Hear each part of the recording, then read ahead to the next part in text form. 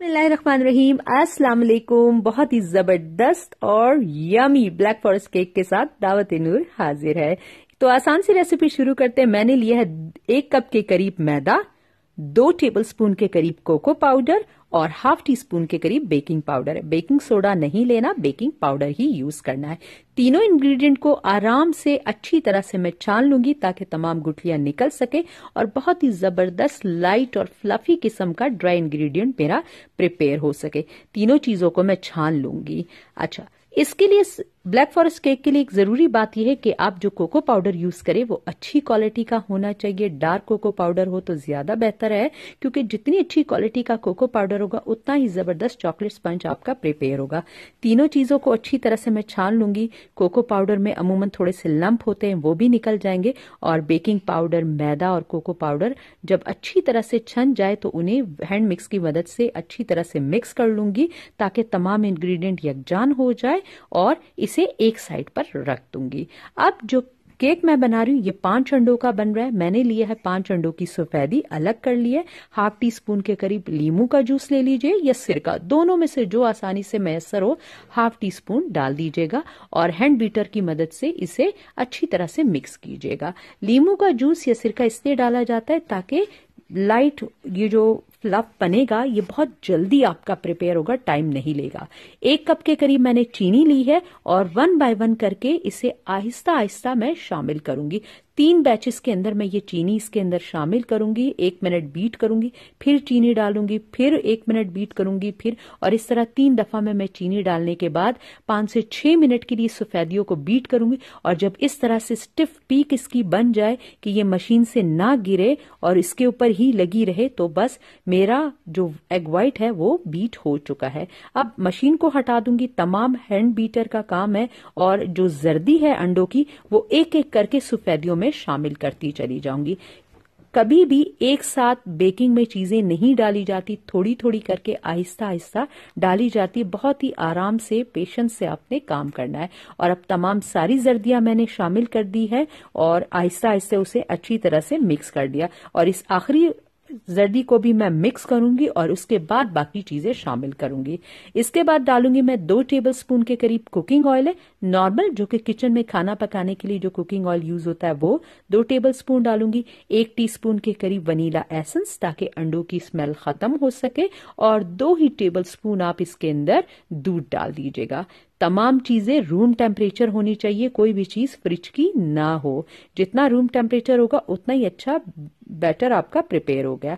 अब जो मैदा, cocoa powder और बेकिंग पाउडर छानकर मैंने एक साइड पे रखा था उसे भी इसी तरह थोड़ा थोड़ा शामिल करूंगी। फिर हैंड बीटर की मदद से इसे मिक्स करूंगी और फिर दूसरा बैच डालूंगी ताकि मेरी कोई गुठली ना बन सके इस तरह से। और अब तीसरी दफा का आखिरी मैदा भी मैं इसके अंदर शामिल करूंगी और हैंड विक्स की मदद से आराम आराम से बिल्कुल हल्के हाथों से इसे मिक्स करूंगी ताकि जो हवा इतनी मुश्किल से हम लोगों ने इसके अंदर भरी है वो बिल्कुल हमारा केक बैठ ना जाए और ये बहुत ही लाइट और फ्लफी किस्म का बैटर प्रिपेयर हो सके। अब जब इसे अच्छी तरह से मिक्स कर लिया, मैंने लिया है 22 सेंटीमीटर का एक टिन और उसके ऊपर नीचे ग्रीस कर लिया है और नीचे बटर पेपर फैलाने के बाद दोबारा भी उसे ग्रीस कर लिया है। तमाम बैटर शामिल किया, 3 दफा टैप करूंगी इसे। और अब मैंने लिया है 1 अदद प्रेशर कुकर। जी, बगैर ओवन के ये केक बन रहा है प्रेशर कुकर में। और नीचे थोड़ा सा नमक बिछाया, एक जाली रख दी। जाली अगर आपके पास ना हो तो कोई भी स्टील की प्लेट रख लीजिएगा। और बस सिर्फ ये एहतियात कीजिएगा कि आपका ये जो टिन है ये कुकर की साइड से टच ना हो, बिल्कुल बीच में हो। और 50 मिनट के लिए बिल्कुल कम आंच पर मैंने इसे रखा और ये देखिए अल्हम्दुलिल्लाह 50 मिनट के बाद 1 घंटे से पहले मेरा केक कुकर में बहुत ही अच्छी तरह से रेडी हो गया। कुकर से उसकी रबड़ और सीटियां आप हटा लीजिएगा। अब टिन को निकालने के बाद मैं इसे 15 मिनट के लिए ठंडा करूंगी और ठंडा करने के बाद साइड से इस तरह से मैं छुरी फेर लूंगी ताकि ये बहुत आसानी से टिन से निकल सके और इसकी कोई भी साइड डैमेज ना हो। अब मैंने इसे उलट लिया और ये बहुत आसानी से निकल भी आया। और अब मैं तमाम का तमाम बैटर जो बटर पेपर है वो इस पर से हटा लूंगी और आपको हाथों की मदद से प्रेस करके भी दिखाती हूँ कि आप देख लीजिए कितना जबरदस्त किस्म का लाइट और फ्लफी ये चॉकलेट स्पंज प्रिपेयर हुआ है। आप देख सकते हैं कितना जबरदस्त है, ये लाइट है और ये बिल्कुल प्रेशर कुकर में प्रिपेयर हुआ है, आपको किसी भी ओवन की जरूरत नहीं है। अब एक बड़ी सारी छुरी की मदद से मैं इसे बीच में से अंदाजे के मुताबिक काट दूंगी और इसे 2 हिस्सों में डिवाइड कर लूंगी। और इस तरह से आपका केक जब ठंडा हो जाएगा तो ये तमाम प्रोसेस आप इसके साथ कीजिएगा। अब मैंने 5 अंडों का ये केक बनाया, तो 2 कप के करीब मैंने क्रीम ली है। ये तकरीबन 4 पाउंड का केक आपका बन जाएगा, पूरी फैमिली के लिए मोर देन इनफ होगा। और उसे बगैर कोई चीनी, बगैर कोई वनीला एसेंस के, ये नॉन डेयरी क्रीम होती है, डब्बों में आती है, इसके अंदर पहले से फ्लेवर और चीनी होती है, तो मैं एक्स्ट्रा नहीं शामिल करूंगी। और तकरीबन 5 से 6 मिनट के लिए इसे बीट करूंगी। और जब ये अपने साइज के डबल से भी ज्यादा हो जाए और स्टिफ हो जाए तो मैं बीटिंग स्टॉप कर दूंगी और इसे भी एक साइड पे रख लूंगी। अब जो दोनों मेरे पास केक के पोर्शन है उन्हें लूंगी मैं, और मैंने इसे एक पतीले के ढक्कन पर रख लिया ताकि आपके पास अगर बोर्ड ना हो, केक बोर्ड ना हो, तो परेशान होने की जरूरत नहीं है। और मैंने लिए 1 कप के करीब दूध, 3 टेबलस्पून चीनी उसके अंदर मिक्स कर दी है और पाइनएप्पल चंक्स लिए हैं।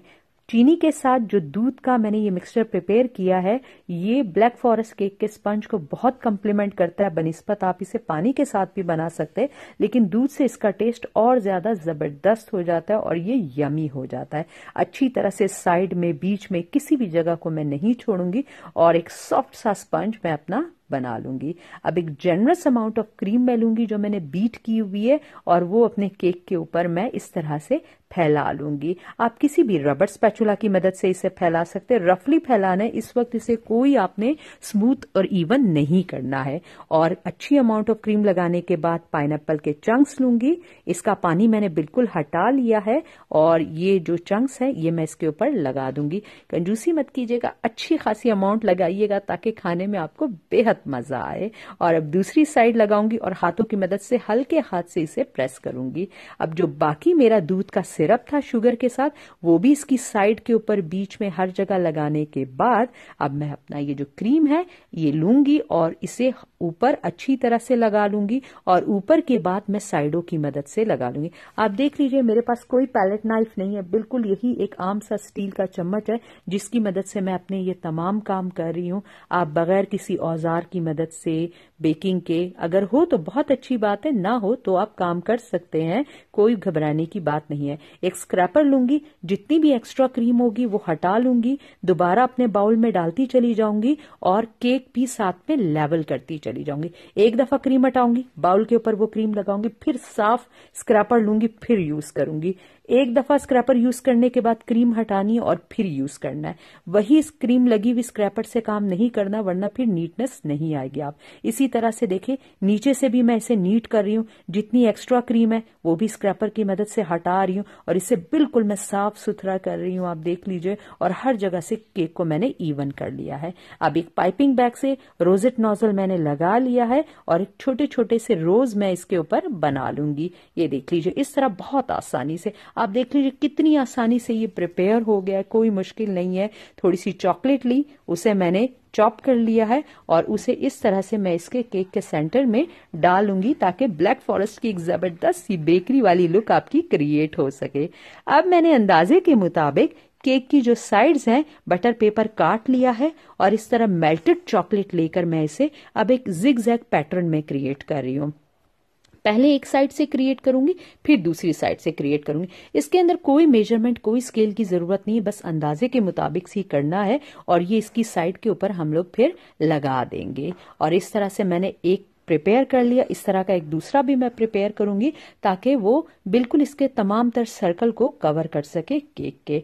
और इसे मैंने अब ठंडा किया थोड़ा सा फ्रिज में रखकर, और फिर इस तरह से इसके ऊपर मैं लगा लूंगी बटर पेपर के साथ। थोड़ा सा हाथों से प्रेस करूंगी, ज्यादा नहीं, और आसानी से यूं देखे बटर पेपर में हटा रही हूं और वो जितना भी चॉकलेट का पैटर्न था वो मेरे केक के ऊपर लग गया है।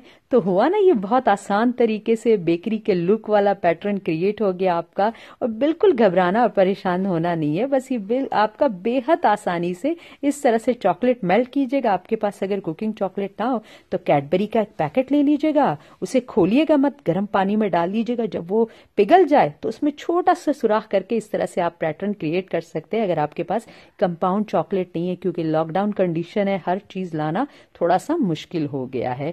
और इस तरह से मैंने ये अपना पैटर्न क्रिएट कर लिया है। इसके साथ ही आपसे रिक्वेस्ट है, अगर आपको मेरी रेसिपीज अच्छी लगती है तो अपने फ्रेंड्स एंड फैमिली के साथ इसे जरूर शेयर किया करें। और होप करूंगी इतनी जबरदस्ती रेसिपी को आपने अब तक लाइक तो कर ही दिया होगा। और अगर चैनल पर नए हैं तो हम्बल रिक्वेस्ट है यार, चैनल को सब्सक्राइब किए बगैर मत जाइएगा। और नीचे भी इस तरह से छोटे छोटे से रोज बना रही हूँ। ऊपर से मैंने इसके ऊपर पाइनएप्पल चंक लगा दिए ताकि ये बहुत ही ज्यादा टेम्पटिंग और आपको देखते ही जी चाहे कि यार ये बहुत ही जबरदस्त हो। और होप करूंगी कि जब आप ये बनाएंगे तो पूरे घर में आपकी तारीफ होगी और सब आपको जो है ना अप्रिशिएट करेंगे। तो जबरदस्त सा केक 2 घंटे में फ्रिज में रखने के बाद आपको लुक दिखा रही हूँ, काट के भी दिखाया है। और अंदर से यमी इसके अंदर पाइनएप्पल चंक्स और जबरदस्त